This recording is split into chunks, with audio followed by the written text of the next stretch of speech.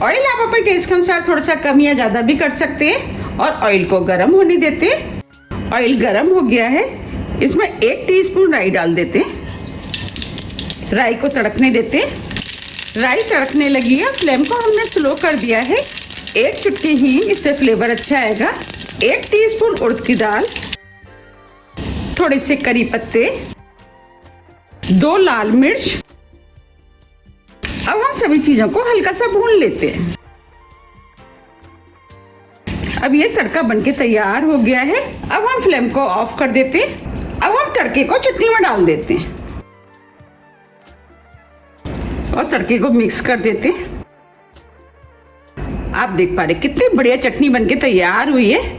अब ये चटनी तो बनके तैयार हो गई है और इधर 10 मिनट भी हो गए हैं। अब हम बैटर को देख लेते हैं। अब ये बैटर भी सेट हो गया है। चलिए अब डोसा बना लेते हैं। डोसा बनाने के लिए हमने गैस पे पैन रख दिया है और पैन के ऊपर थोड़ा सा ऑयल डाल देते हैं और ऑयल को तवे पे फैला देते हैं और तवे को तेज गरम होने देते हैं। तवा तेज गरम हो गया है। अब जो हमने बैटर बनाया था वो हम तवे पे डाल देते हैं।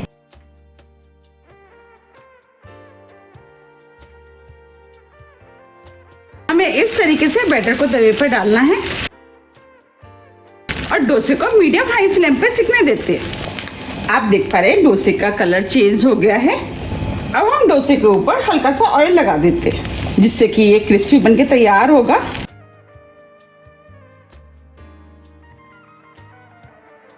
और हल्का सा ऑयल साइड से लगा देते हैं। अब हम डोसे को मीडियम हाई फ्लेम पे सिकने देते हैं। आप देख पा रहे हैं डोसा सिकने लगा है। अब हम डोसे को इस तरीके से चारों तरफ से घुमाते हुए सेक लेते हैं। अब ये डोसा चारों तरफ से सिक गया है और क्रिस्पी भी हो गया है। अब हम इसे फोल्ड कर लेते हैं।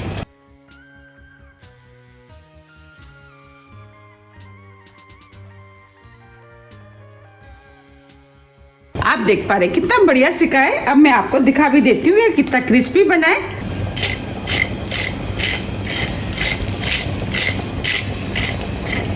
बना है ना कितना क्रिस्पी।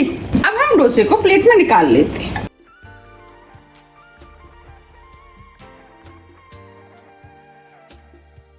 आप देख पा रहे हैं कितना बढ़िया सिक के तैयार हुआ है। चलिए अब दूसरा डोसा बना लेते हैं। तो तवे को हम पोंछ लेते हैं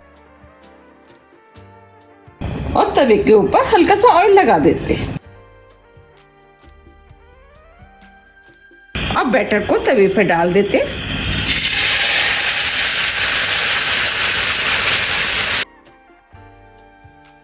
अब हम इस डोसे को भी बिल्कुल उसी तरीके से सेकेंगे जैसे हमने पहले सेका था। अब ये डोसा भी सिक गया है, इसे भी हम फोल्ड कर लेते हैं।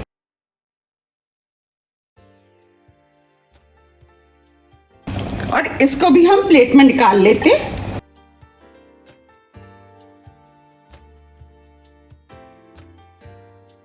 आप देख पा रहे कितने बढ़िया आलू के डोसे बनके तैयार हुए हैं। अब मैं आपको दिखा भी देती हूँ कि कितने क्रिस्पी बने।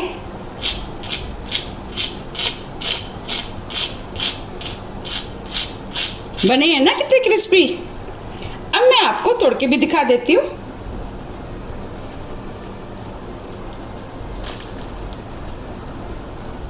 ये ऊपर से क्रिस्पी होते हैं और अंदर से सॉफ्ट।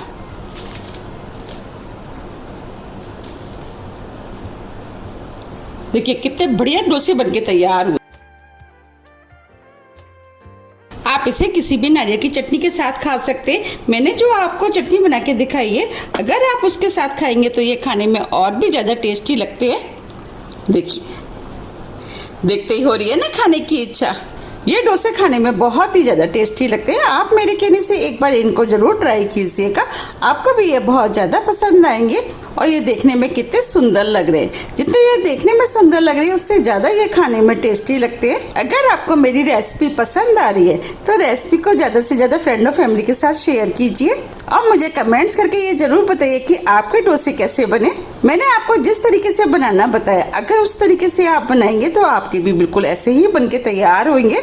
आप मुझे कमेंट्स करके ये भी बताइए कि आप इनको कब बना रहे हैं अगर आपको मेरी रेसिपी थोड़ी भी पसंद आती है तो रेसिपी को लाइक कीजिए, चैनल को सब्सक्राइब कीजिए और ज़्यादा से ज़्यादा शेयर कीजिए। अब हम फिर मिलते हैं इसी तरह की टेस्टी रेसिपी के साथ। जब तक के लिए नमस्कार।